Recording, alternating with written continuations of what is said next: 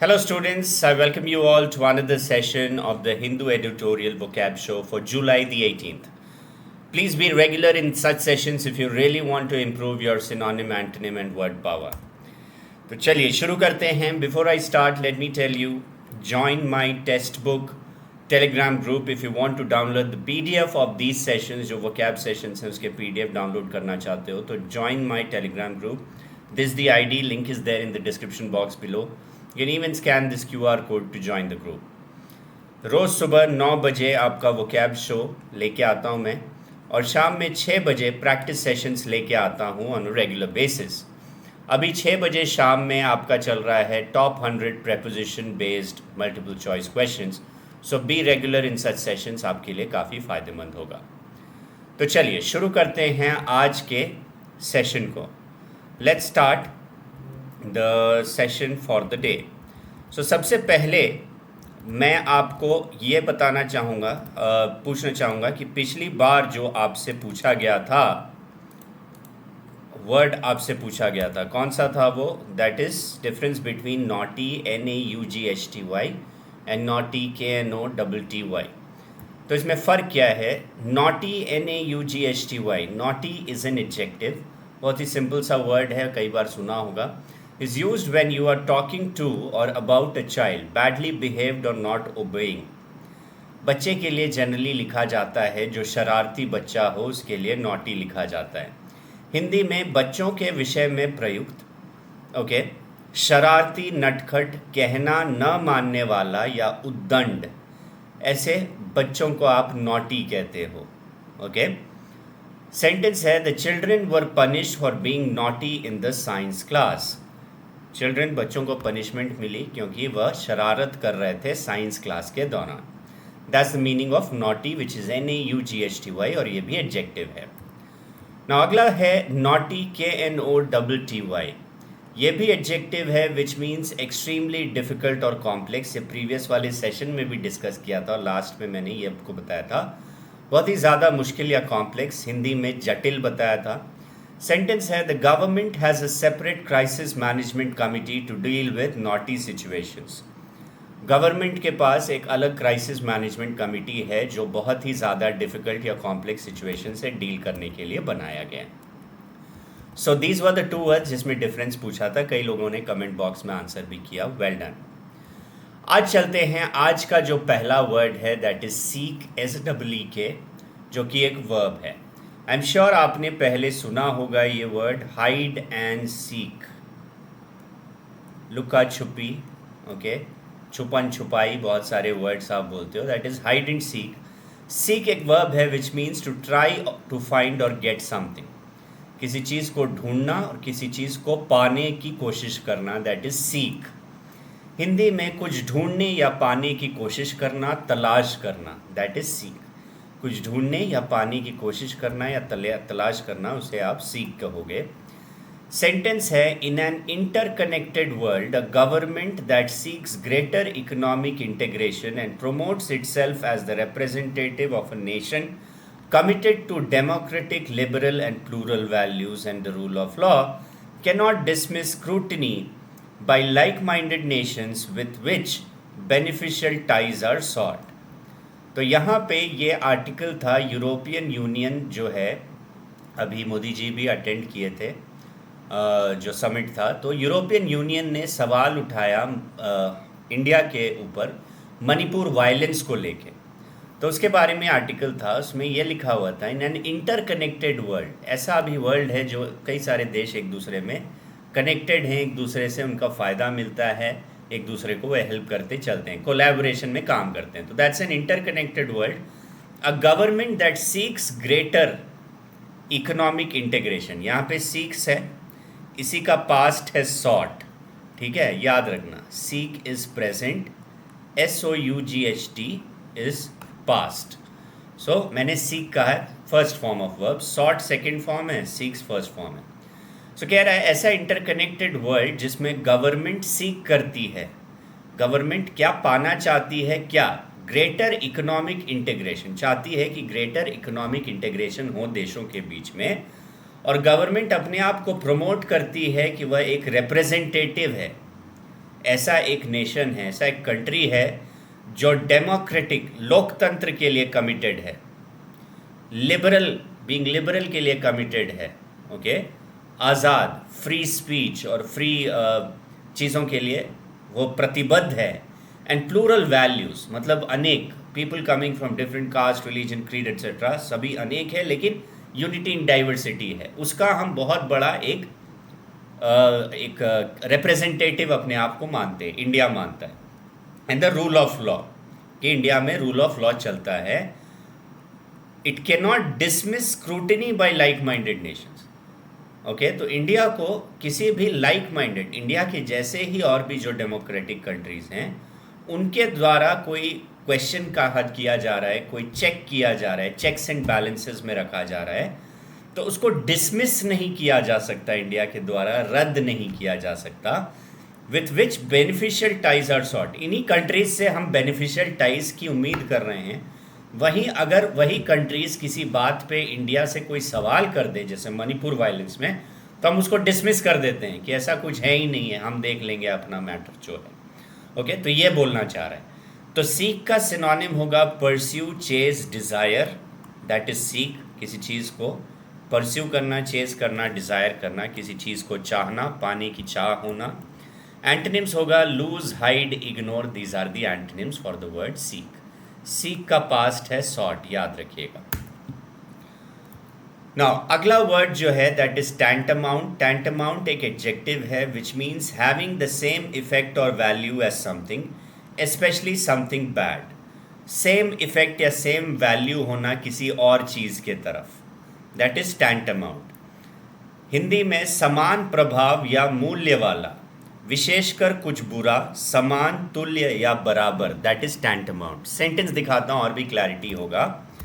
Sentence में कहा जा रहा है India's dismissal of the European union parliaments resolution on the violence in Manipur as reflecting a colonial mindset and tantamount to interference in internal affairs was therefore predictably petulant and in line with similar reactions to scrutiny by lawmakers in the United States, for instance. वो कह रहा है India जो dismiss किया United parliaments का, जो United parliament का resolution, उन्होंने ऐसा एक रेजोल्यूशन, उन्होंने ये चीज़ कहा कि वायलेंस इन मणिपुर के बारे में कुछ ना कुछ इंडिया को करना चाहिए, कोई ना कोई रेजोल्यूशन लेना चाहिए वायलेंस इन मणिपुर के बारे में। ये यूरोपियन यूनियन के पार्लियामेंट ने इंडिया को कहा, तो इंडिया ने उसको डिसमिस कर दिया। जो यूरोपियन पार्लियामेंट का रेजोल्यूशन था, वो चाहते थे कि समाधान हो, उसको इंडिया ने डिसमिस कर दिया। उन्होंने कह दिया कि ये कॉलोनियल माइंडसेट है, जो ब्रिटिश राज करते थे इंडिया पे, उसी टाइप का माइंडसेट अभी यूरोपियन यूनियन के पार्लियामेंट का भी है। एंड इट इज़ टैंटामाउंट, मतलब ये उसी के बराबर है कि यूरोपियन यूनियन का पार्लियामेंट हमारे देश के इंटरनल अफेयर्स में दखल अंदाजी कर रहा है। ये बोल दिया इंडिया ने उसको कि दखल अंदाजी हमें मंजूर नहीं है। And was therefore predictably petulant. Petulant का मतलब होता है समथिंग विच इज़ पेट्यूलेंट, अगले स्लाइड में मैं बताऊंगा। मतलब पेट्यूलेंट का मतलब होता है इंडिया एक तरह से चिढ़ के इस बात को बोल रहा है, क्योंकि इंडिया को एक तरह से क्रिटिसिज्म मिला और बोला गया कि रेजोल्यूशन चाहिए, क्योंकि मणिपुर का जो वायलेंस है काफ़ी दिनों से चल रहा है और उसका रेजोल्यूशन कुछ होता दिख नहीं रहा है। तो वहाँ पे इंडिया ने, जैसे यूरोपियन यूनियन ने इंडिया को कहा कि ऐसे होना चाहिए, तो वो एक तरह से चिड़चिड़ापन आ गया इंडियन गवर्नमेंट में। उन्होंने बोला हम अपने इंटरनल मैटर्स में दखल अंदाजी नहीं चाहते। And in line with similar reactions to scrutiny by lawmakers in the United States, for instance. United states वालों ने भी जैसे सवाल पूछा था, ऐसा मतलब इंडिया से ऐसे क्वेश्चंस पूछे थे उसके बारे में, तो उसी के वहाँ पे भी इंडिया ने यही बोला कि इंटरनल मैटर्स है, तो इन लोग का कॉलोनियल माइंडसेट है, वो रूल करना चाहते हैं, तो उस टाइप का माइंडसेट है, इसलिए हमसे सवाल कर रहे हैं। ओके, सो यूरोपियन यूनियन के पार्लियामेंट का भी ये सवाल, ये रेजोल्यूशन उसी के बराबर था जो यूनाइटेड स्टेट्स के भी सवाल आए थे इंडिया के ऊपर। नाउ टैंटामाउंट के सिनोनिम्स होंगे सिमिलर, एनालॉगस, कमेंसुरेट और इक्विवेलेंट। बराबर होना, इक्विवेलेंट होना, ये सारे उसके सिनोनिम्स हो जाएंगे। एंटोनिम्स इसके हो जाएंगे डिस्टिंक्ट, डिस्पैरेट, वेरिएबल, डिस्टिंग्विशेबल, अलग अलग होना। ओके, टैंटामाउंट का एंटोनिम हो जाएगा डिस्टिंक्ट, डिस्पैरेट, वेरिएबल और डिस्टिंग्विशेबल। ना, अगला वर्ड है पेट्यूलेंट। अभी बताया था मैंने, सेम सेंटेंस है, पेट्यूलेंट का भी मैं बता देता हूँ। Petulant is a verb which means bad tempered and unreasonable, especially because you can not have और डू वॉट यू वॉन्ट। कोई चीज़ आपको कहा गया है, लेकिन आप मतलब कोई चीज़ आप चाहते हो, आप कर नहीं पाते हो, उस कारण से आपको एक प्रकार का चिड़चिड़ापन हो जाता है। या कई बार कोई काम आपने कर दिया और किसी ने आपको ऐसे बोल दिया कि ऐसा चल रहा है, तो आप चिढ़ गए उस बात पे, तो that is being petulant, being bad tempered and unreasonable. जबकि गलती है उसके बावजूद पेट्यूलेंट होना मतलब चिड़चिड़ा, अनरीजनेबल हो जाना, क्योंकि आप जो चाहते हो एक तरह से आप वो होता नहीं है। हिंदी में चिड़चिड़ा या असभ्य, प्राय बच्चे की तरह तुनक मिजाज बोल सकते हो आप पेट्यूलेंट का। सेम सेंटेंस है कि इंडिया ने बोल दिया कि कॉलोनियल माइंडसेट इंटरनल अफेयर्स में ये नहीं करते, तो इंडिया का एक पेट्यूलेंट सा हमारा एक अप्रोच दिखता है, that's the meaning. Synonyms of petulant are irritable, cranky, irascible, peevish. सभी का मतलब होता है चिड़चिड़ापन। एंटोनिम्स हो सकते हैं एफेबल, ग्रेगारियस, कॉर्डियल, एमिएबल। जो लोगों का बात मान के सुन के एक मिलनसार तरीके से रहे, that is affable, gregarious, cordial, amiable. अगला वर्ड जो है दैट इज रियाल्म। रियाल्म एक नाउन है which means an area of activity, knowledge और इंटरेस्ट। एक प्रकार का एनवायरमेंट, एक एरिया ऑफ एक्टिविटी, नॉलेज और इंटरेस्ट। हिंदी में कार्य, रुचि आदि का क्षेत्र, दैट इज रियाल्म। सेंटेंस है, just as Indian politicians have the right to express their concerns with issues such as attacks on Hindu temples in Australia और racial prejudice in the US or anti-immigrant violence and government response in Europe, their counterparts in the EU Parliament are well within the realms of propriety in questioning actions in Manipur. यहाँ पे ये लिखा गया है कि जैसे Indian politicians अपने आप को एक्सप्रेस करते हैं, कभी भी ऑस्ट्रेलिया में मान लीजिए जैसे हिंदू टेम्पल्स पे अटैक हुआ था, तो इंडियन पॉलिटिशियंस में उस पर निंदा किया था उस चीज़ का कि नहीं, ऐसे नहीं होना चाहिए हिंदू टेम्पल्स पे अटैक। तो सिमिलरली जो रेशियल प्रेजुडिस हुआ यूएस में, रेसिज्म को लेके इंडियंस के खिलाफ रेसिज्म हुआ, एंटी इमिग्रेंट वायलेंस हुआ, गवर्नमेंट रिस्पॉन्स यूरोप में हुआ, इन सभी को लेके इंडिया के पॉलिटिशियंस ने भी सवाल उठाया उन देशों के लिए, और उन देशों ने भी कह दिया होता नहीं, ये हमारा इंटरनल मैटर है, हम दूसरे कंट्रीज से किसी प्रकार का ये दखल अंदाजी नहीं चाहते। वो भी कंट्रीज कह सकती थी। तो वही बोलना चाह रहा है कि जब इंडियन काउंटर पार्ट्स सवाल कर सकते हैं दूसरे कंट्रीज से, जब इंडियन इंटरेस्ट को किसी प्रकार का कोई ये पहुंचता है, तो हम अगले कंट्रीज से सवाल उठाते हैं। सिमिलरली दूसरे कंट्रीज भी सवाल उठा सकते हैं, उनका भी एक प्रकार का राइट बनता है, एक प्रकार का प्रिविलेज है। So if we are asking question, similarly counter parts कौन है? एक तो प्रेजुडिस इन द यूएस जो लिखा है, Hindu temples in Australia, and racial prejudice. Racial prejudice मतलब होता है रेशियल इंटॉलरेंस, ओके, रेसिज्म। इसके अलावा जैसे उन्होंने एक सवाल पूछा, वैसे इंडियन काउंटर पार्ट्स जो यूरोपियन काउंटर पार्ट बेसिकली क्या होता है? जैसे इंडियन एम्बेसडर है, अमेरिकन एम्बेसडर इंडियन एम्बेसडर का काउंटर पार्ट होगा। सेम पोजीशन जो दूसरे देश में रखता है वही काउंटर पार्ट बोला जाता है। So their counter parts in the EU parliament are well within the realms. वो भी अपने ही उसके अंदर हैं, उन्होंने अपना अपने जो राइट है उसके आगे जाके कोई सवाल नहीं पूछ दिया। They are well within the realms of propriety, उनका भी हक बनता है in questioning actions in Manipur. ये लिखा गया। जब हम सवाल पूछ सकते हैं तो वो भी पूछ सकते हैं, that's the simple logic. Synonyms of realm are domain, ambit, dimension, field. ये सारे सिनोनिम्स होंगे for the word realm. Antonyms हो जाएंगे लिमिटलेसनेस, अनबाउंडेडनेस और आउटसाइड। लिमिटलेसनेस, अनबाउंडेडनेस, आउटसाइड, ये सारे एंटोनिम्स हैं फॉर द वर्ड रियाल्म। अगला वर्ड है extinguish, which is a verb which means to cause something to stop burning. कहीं आग जला रहा है उसको जल रहा है उसको बुझाना, that is extinguish.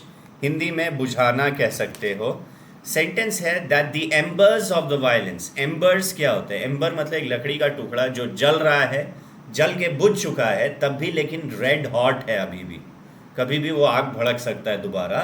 That is embers. So कह रहा है the embers of the violence there that peaked in early May resulting in 142 deaths and thousands being displaced have not been extinguished. वो अभी तक वायलेंस पूरी तरीके से सॉर्ट आउट नहीं हुआ है, समाधान नहीं हुआ है. Distrust and hostility. हॉस्टिलिटी मतलब एक प्रकार का एनिमिटी, एक दूसरे में एक दुश्मनी अभी भी चल रहा है, लोग एक दूसरे से वो ट्रस्ट नहीं कर रहे हैं. तो distrust and hostility between Meitei and कुकीज़ो communities persist, having allowed for this international scrutiny. Okay, so early May में पीक किया, लेकिन अभी तक वो चल ही रहा है. और क्योंकि इतना लंबा चल गया वायलेंस, इसी कारण से इंटरनेशनल कंट्रीज़ इस पर नज़र रखते हुए इंडिया से भी सवाल कर रही हैं, ये बोला गया है. सो ये अभी तक बुझा नहीं है ये वायलेंस अभी भी भड़क रहा है. It has not been completely sorted. Things have not been sorted. पूरी तरीके से रिकन्सिलिएशन हुआ नहीं है अभी. एक्सटिंग्विश के सिनोनिम है डाउस, क्वेंच, स्मॉदर, पुट आउट. सभी का मतलब होता है बुझाना. एंटनिम इसके हो जाएंगे इग्नाइट, इनफ्लेम, किंडल, मतलब आग जलाना. ये सारे एंटनिम्स हो जाएंगे. आग भड़काना या जलाना, दीज आर एंटनिम्स. ना आज का जो डिफरेंस आपको बताना है, difference between compliment and complement. Compliment with an I, complement with an E. Comment your answers in the comment section, will be discussed in the next vocab session. So that was it in this session. रोज़ सुबह 9 बजे मेरे साथ vocab session में जुड़िए और 6 बजे practice sessions में जुड़िए. अभी आपका प्रेपोजिशन पे बेस्ड टॉप 100 सीरीज चल रहा है. बाकी सारे फैकल्टीज़ अलग अलग टाइम पे आते हैं प्रैक्टिस सेशंस लेके. Please ensure that you join them and watch them. So that was it in this session. Do like, share and subscribe to the channel guys. Click on the bell icon for notifications. मिलते हैं अगले session में. तब तक के लिए goodbye. Stay safe. Take care everyone. Bye bye.